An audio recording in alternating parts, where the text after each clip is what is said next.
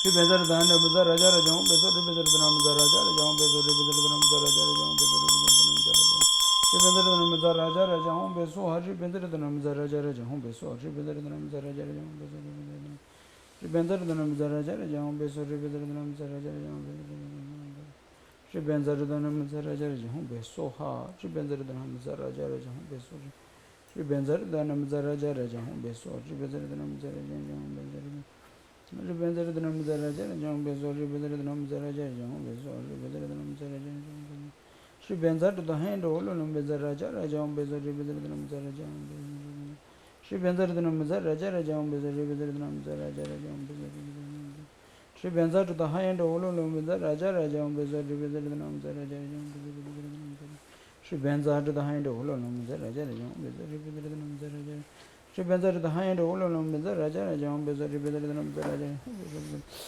Om Zikli Om Zikli Om Zikli Om Zikli Om Zikli Om Zikli Om Zikli Om Zikli Om Zikli Shri Benzar Dana Mizar Raja Raja Om Beso Zikli Om Benzar Group Masde Om Benzar Benzar Benzar Benzar Benzar Benzar Om Benzar Group Masde Om Benzar Group Masde Om Benzar Group Masde Om Benzar Group Masde Om Benzar Group Masde Om Benzar Group Masde Om Benzar Group Masde Om Benzar Group Masde Om Mani Pim Om Mani Pim Om Mani Pim Om Benzar Group Om Change up with daughter change sim ju sanje ko banyu to ba sho try to turn to something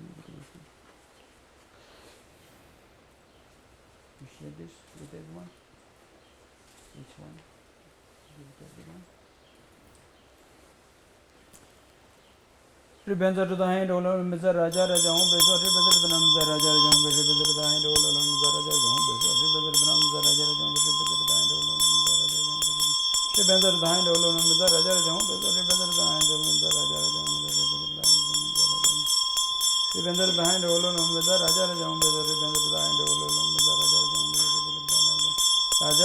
Shri Benzar to the hand all on Mizar Raja Raja Om Beso Raja Raja Om Beso Shri Benzar to the hand all on Mizar Raja Raja Om Beso Raja Raja Om Beso Shri Benzar to the Mizar Raja Raja Om Beso Raja Raja Om Beso Shri Benzar to the hand all on Mizar Raja Raja Om Beso Shri Benzar to the Mizar Raja Raja Om Beso Shri Benzar to the Mizar Raja Raja Om Beso Shri Benzar to the Mizar Raja Om Beso Shri Benzar to the Mizar Raja Raja Om Beso Shri Benzar to the Mizar Raja Raja Om Beso Shri Benzar to the Mizar Raja Raja Om Beso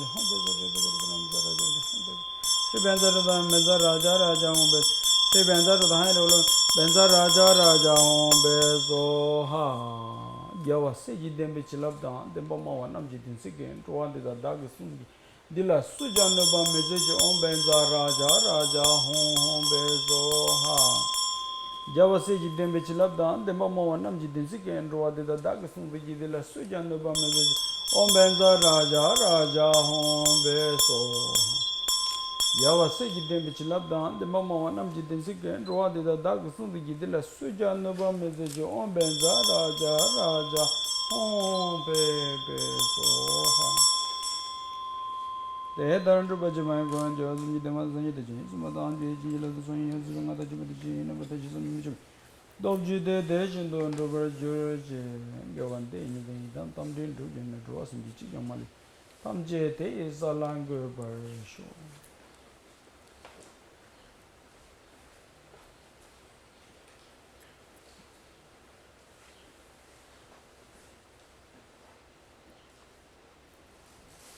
What you got here is you can wear it on your neck if you wish, and you can if you don't like to wear it, then you can carry it in your purse, and you can wrap on your hand, however you want to do.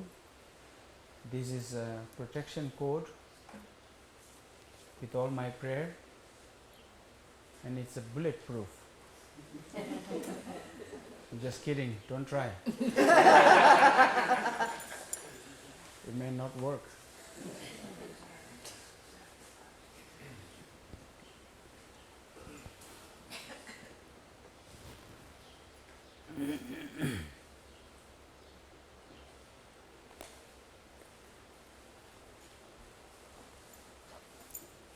And there is a small announcement to do also.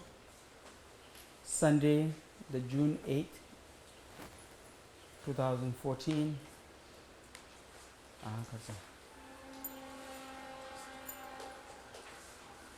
at around 3:30 to 5:30 p.m. there is a grand opening ceremony of the meditation center in San Antonio, Texas, from our YTDR organization. So please, there is one more. And so please, if you can join on that day, it would be very nice. We were trying to set up a Dharma center here for many years, but our effort always really goes for the homeless people.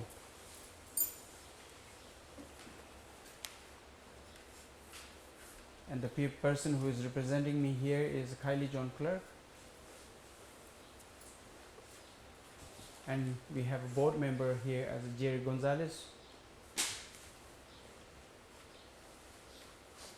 And numbers of people here who are always devoted and committed.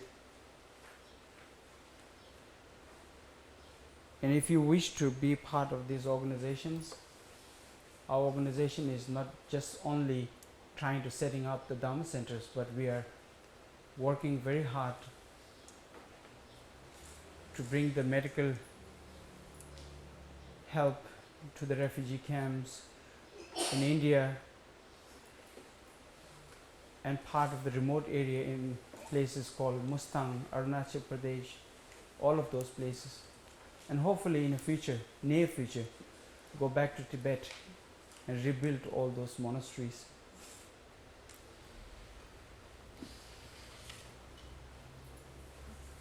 And also if you don't want to be part of it, but you just want to participate, you can always welcome.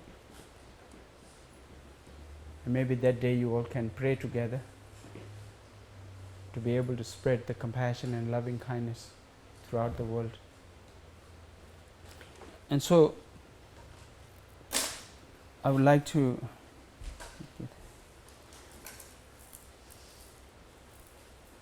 as we have wished and prayed with such a motivation and intention,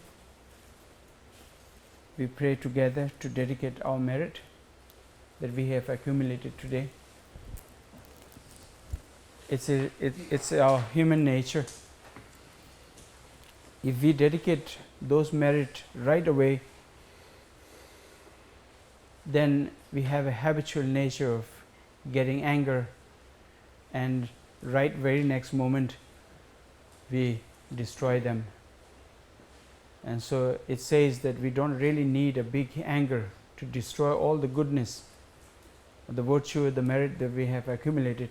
But a spark of anger, it's like a fire that falls into, the jungle. It just catches fire everywhere. So the spark of anger is good enough to destroy all the goodness. So it is before we destroy those, we dedicate to all those sentient beings out there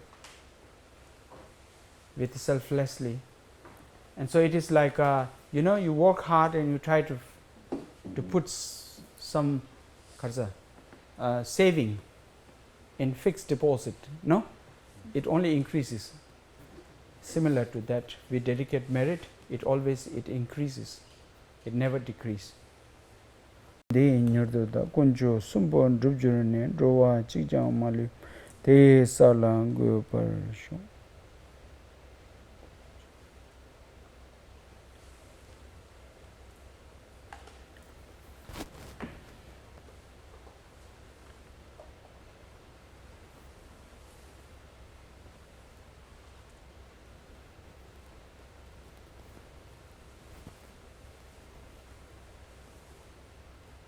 So this is like a complete, from the one beginning, intention to benefit others, the end, you dedicate all your merit for them. Then it's really, truly completes the prayer and meditation. So I really appreciate and thank you very much for coming and sharing your time with me. And hopefully we will prevail the peace and harmony in this world, and we bring up the compassionate society in the future.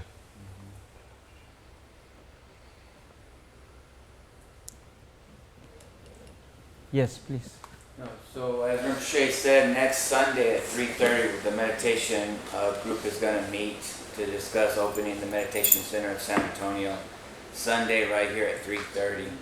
And maybe if y'all want to stick around, Jay Lynn can play a couple more songs. We have a donation table. My wife will be working the table. If you want to find out more about Mainpat and the Children's Monastery and all the beneficial things that Rinpoche is working on right now, be sure to join, visit the table. And I think Rinpoche is going to stick around a little bit. Maybe you can introduce yourself to him. And so that concludes the services. If you just want to hang out, and like I said, please, there's literature and everything over at that table. Thank you. That's a real Texas guy.